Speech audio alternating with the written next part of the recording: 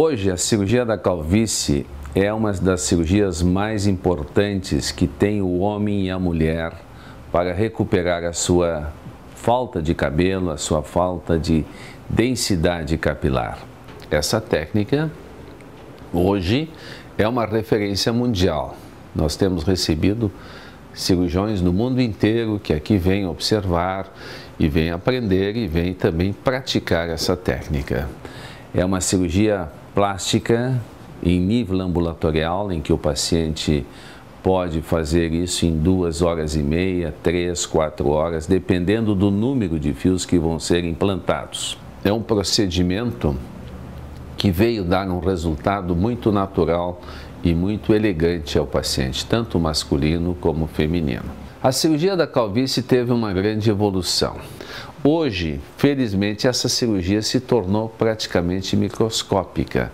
Ela é feita 1 a 1 na frente, depois 2 fiozinhos, 3 fiozinhos para a região mais de trás. Portanto, ela é imperceptível ao olho nu. Dificilmente nós conseguimos identificar um paciente operado com a técnica do microimplante capilar. O paciente é avaliado, ele é desenhado exatamente a linha em que nós vamos implantar. Esse é um paciente jovem de 26 anos que tem uma calvície com entradas e que se estende até a região occipital posterior.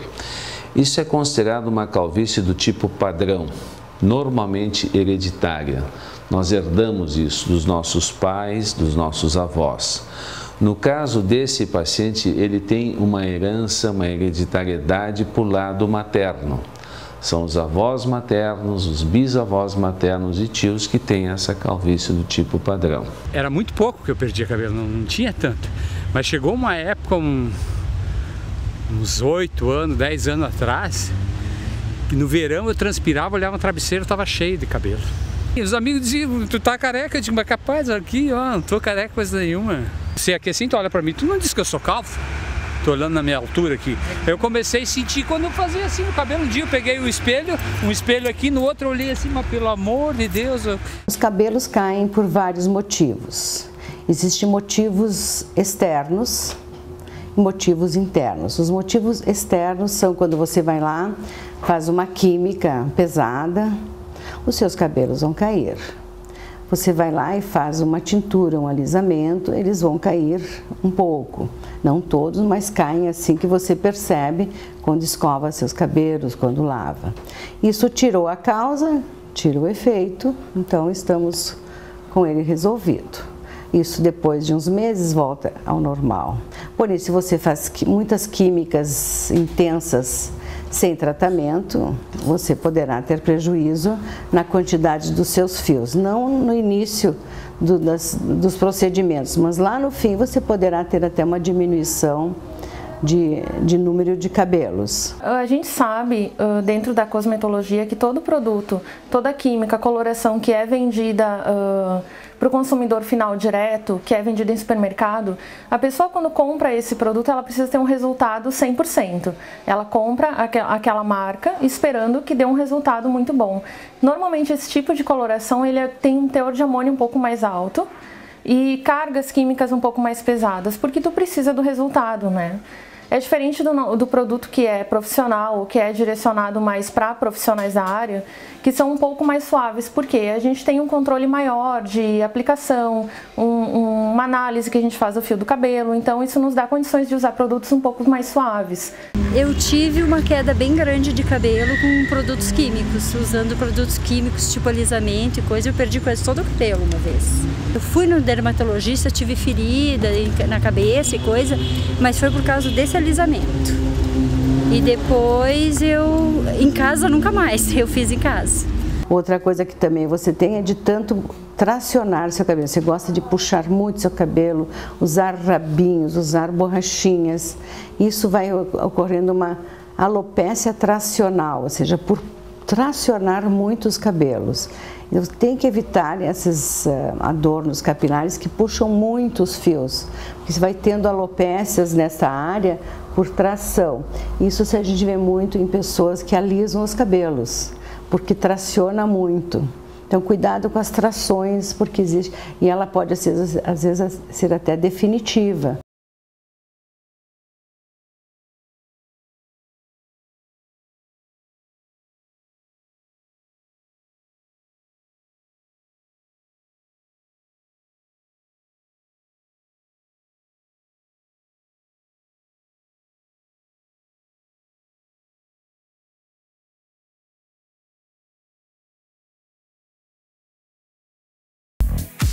Quando a gente tem uma situação de cabelos com couro cabeludo muito oleoso, com excesso de oleosidade, ou pessoas que podem ter ocorrência de seborreia, doenças de couro cabeludo que trazem muita oleosidade, isso facilita a queda e propicia um fio de cabelo muito mais fino.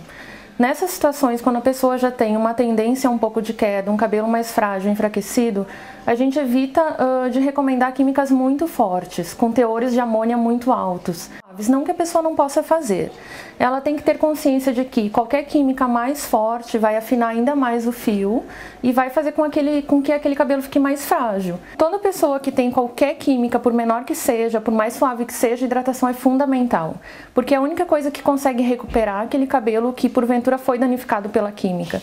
Porque esse fio que já está crescido, que já saiu fora do bulbo capilar, ele não tem mais poder de se regenerar. Não é que nem o fio que está ainda lá dentro, que está sendo fortalecido pelo corpo. Então, a primeira coisa importante é verificar a faixa etária em que uma queda de cabelo começa. Normalmente, é muito raro uma criança ter queda de cabelo. Uma criança, para ter queda de cabelo, com certeza ela tem que ter deficiência de alguma vitamina, uma alimentação que não esteja adequada ou algum distúrbio de alguma glândula mestra, como é o caso da tireoide. Por 15, 16 anos, nós já começamos a denotar as possíveis quedas de cabelo que são genéticas. Então, avaliando aquele paciente, se nós formos notar que aquele cabelo está ficando mais ralinho, com menos quantidade, com menos crescimento, especialmente no vértex do couro cabeludo, provavelmente esse paciente esteja dentro de um grupo genético. E aí é o grupo em que nós temos que começar a atuar precocemente, porque senão é um paciente que com certeza vai chegar aos 25 anos, 30 anos, calvo.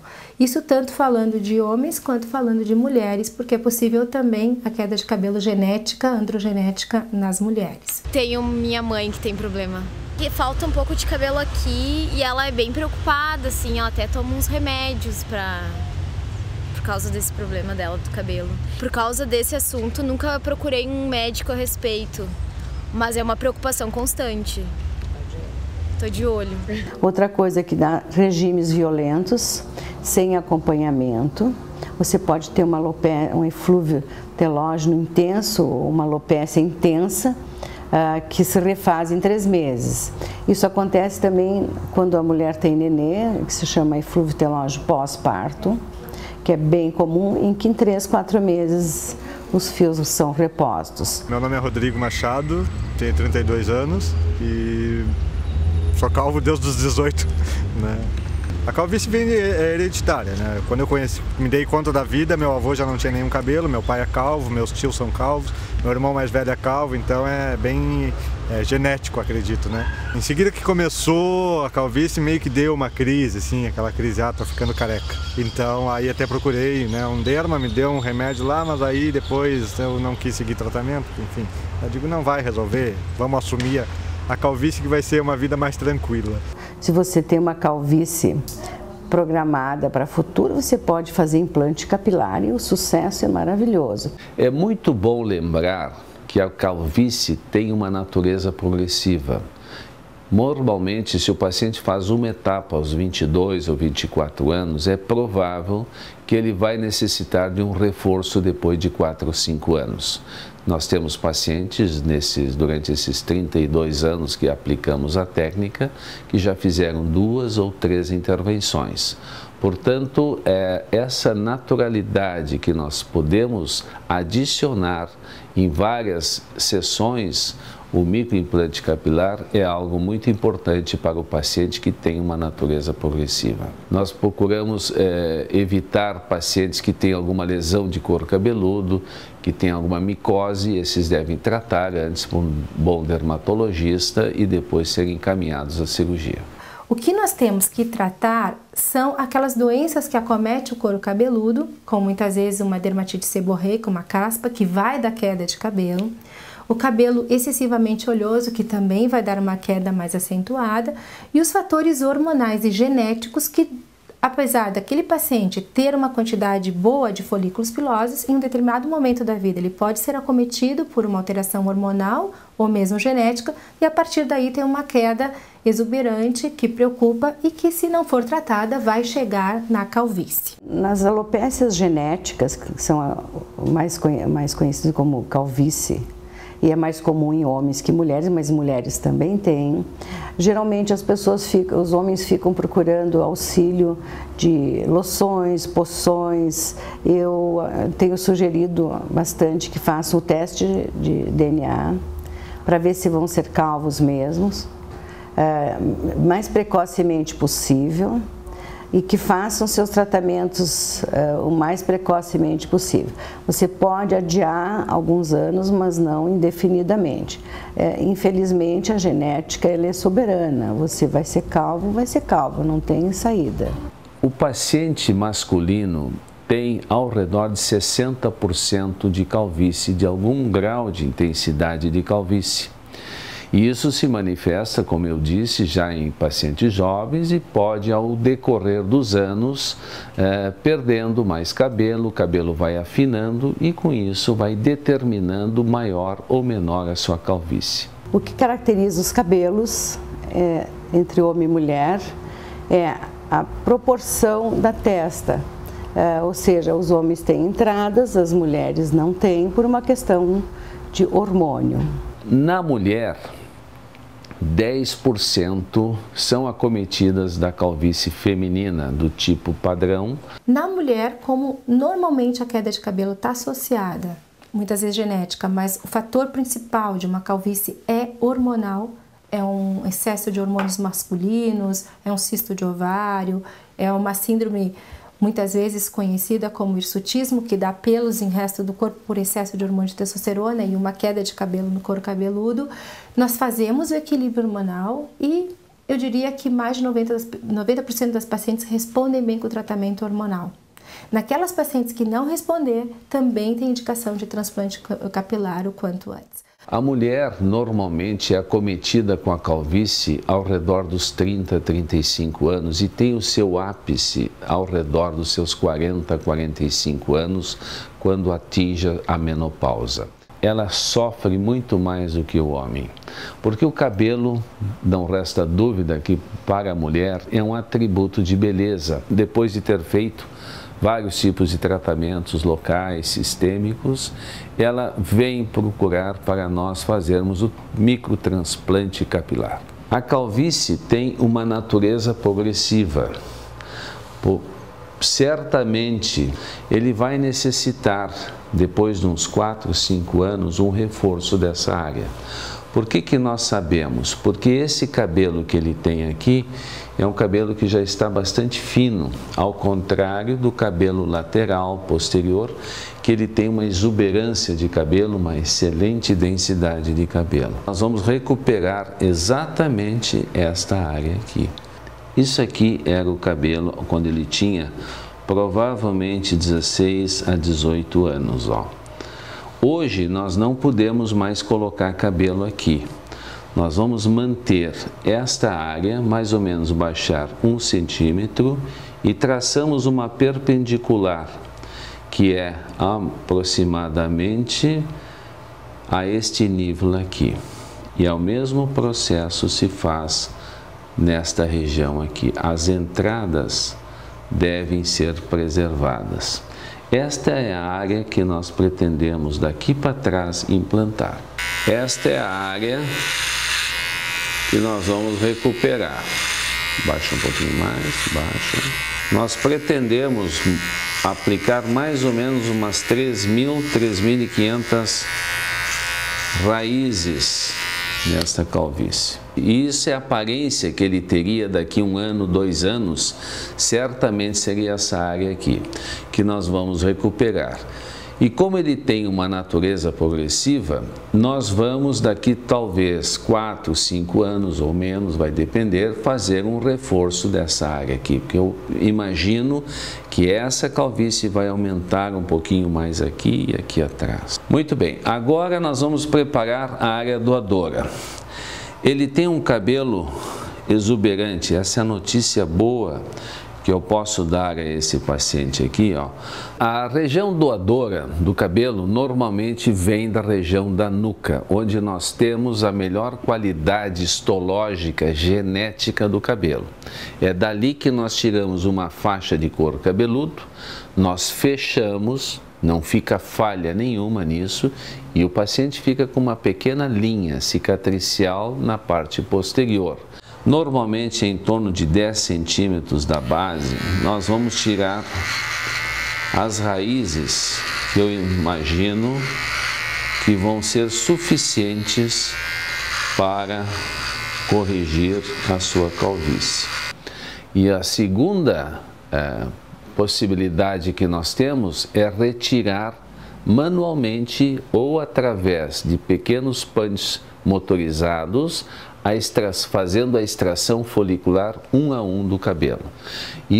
Essa técnica nós utilizamos em pacientes com pequena calvície, com pequenas entradas. Como nele nós precisamos uma grande quantidade de cabelo a ser implantado, nós vamos preferir a remoção de uma pequena faixa de couro cabeludo. É desta área que nós vamos remover o cabelo que nós vamos implantar.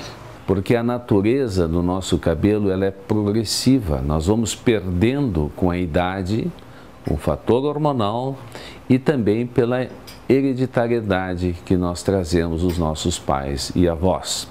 Inclusive, existem vários estudos que dizem que a herança por parte do avô materno até é mais importante do que o próprio pai, às vezes, ser calvo, se um paciente quer saber se ele tem tendência ou não à calvície. Além disso, existem também testes genéticos que vão dizer para você se você vai ser calvo ou não. Você pode saber, inclusive, se vai ter rugas, manchas, ou mais manchas ou mais rugas, ou queda de cabelo, ou menos cabelo, mais cabelo. Então isso tudo geneticamente, com testes, você consegue ter uma ideia de futuro para você.